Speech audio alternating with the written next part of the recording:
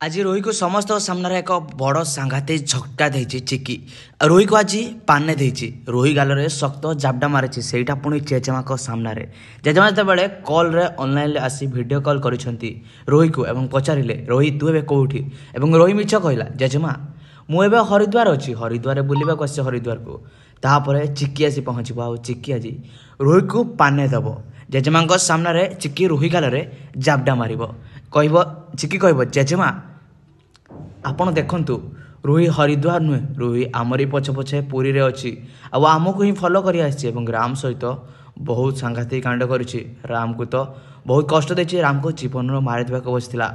आया कही कि कौन करना रोही गाल शक्त जाबड़ाटे मार जेजेमा सबू देखी चुप रे कौन बा करी था तेज दर्शक बंधु तापर एक बहुत बड़ा ट्विस्ट आसो तेज आगे मध्य कौन हे जाना कहले वीडियो को निश्चित लाइक करेंगे और चैनल को सब्सक्राइब कर रखिए। तेज दर्शक बंधु आज अध्याय आपने देखिए कि